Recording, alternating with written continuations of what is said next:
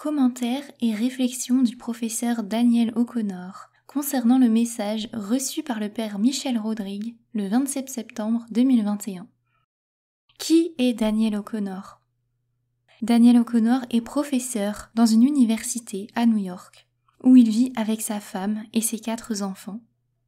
Il est titulaire d'une maîtrise en théologie, prépare un doctorat en philosophie et enseigne la philosophie et la religion.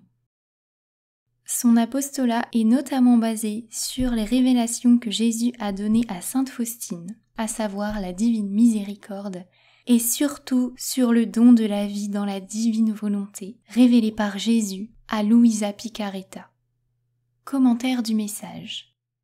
Le professeur Daniel nous dit : voici les éléments clés du message et quelques réflexions personnelles.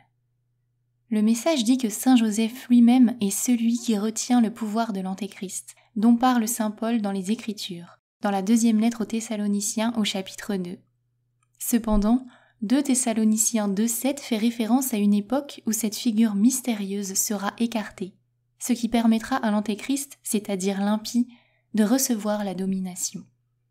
Le retrait de ce qui retient l'Antéchrist, nous dit le message révélé au Père Michel, coïncide avec la conclusion de l'année de Saint Joseph qui tombe le 8 décembre 2021. Maintenant, évidemment, Saint Joseph ne sera jamais vraiment totalement écarté.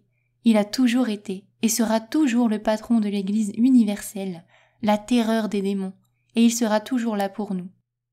Néanmoins, ce message implique que l'année Saint Joseph a déclenché une effusion spéciale de sa protection sur l'Église. Le message se réfère à l'année en cours comme une grande grâce de protection. Une effusion elle-même si puissante qu'elle empêchait l'Antéchrist d'apparaître sur la scène mondiale, alors même que le temps était venu pour son entrée. Mais avec la fin de cette année de protection spéciale, plus rien n'empêchera l'Antéchrist d'apparaître. Le message indique clairement que le vaccin Covid n'est pas la marque de la bête, mais que cette marque viendra bientôt et sera présentée comme une exigence pour acheter, manger ou voyager. Cela implique cependant que le vaccin fait partie du système global reposant sur cette marque de la bête et que ce prétendu vaccin sauveur n'est qu'une illusion. Ceci rejoint ma façon, très faillible certes, de comprendre les événements en cours. C'est-à-dire que le vaccin Covid, même si leurs partisans prétendent qu'il est efficace et sûr, ce qui n'est pas mon avis, fait partie d'un système plus vaste et plus sombre en cours de déploiement. J'encourage donc particulièrement ceux qui ont reçu ce vaccin à être particulièrement vigilants en ce qui concerne tout ce qui va suivre et à ne pas laisser l'habitude déterminer leur prochaine décision. Les mêmes méthodes utilisées pour promouvoir le vaccin seront bientôt utilisées pour promouvoir la marque de la bête. Le message dit que la protection spéciale de Saint Joseph se retirera discrètement le 8 décembre. Par conséquent, je ne dirai pas que ce message annonce nécessairement quelque chose de cataclysmique précisément ce jour-là. Le message dit plutôt que, bien que le processus a déjà commencé, ceux qui rejettent le Christ seront à partir de ce moment frappés par une force d'égarement qui leur fera croire au mensonge. Un mensonge social et planétaire organisé et préparé par les collaborateurs de l'Antéchrist.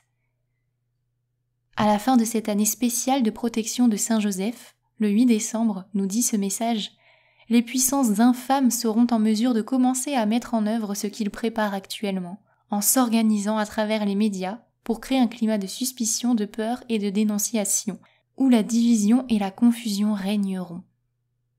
En d'autres termes, les dernières pierres de l'infrastructure de l'Antéchrist sont presque toutes en place. Après le 8 décembre 2021, elles seront utilisées aux fins pour lesquelles elles sont destinées. Tout ce chaos et ces fléaux donneront l'impression que Dieu est mort et que la fin de l'Église catholique est arrivée. Mais cela ne sera qu'en apparence, même si, je dois le noter ici pour ceux qui ne sont pas familiers des prophéties, ceux-ci seront suivis de 3 années de châtiments mondiaux après l'avertissement, tels que le monde n'en a jamais vu, y compris des catastrophes, guerres, effondrements, persécutions sans précédent, le règne de l'Antéchrist, puis les 3 jours de ténèbres.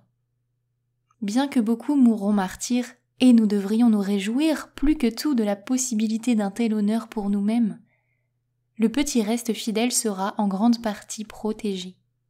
Car en vérité, ce jour-là, le message dit « Notre-Dame commencera les prémices du triomphe de son cœur immaculé. » Ce triomphe trouvera son point culminant dans l'ère de paix, l'accomplissement de la prière du Notre Père, le règne de la divine volonté sur la terre comme au ciel.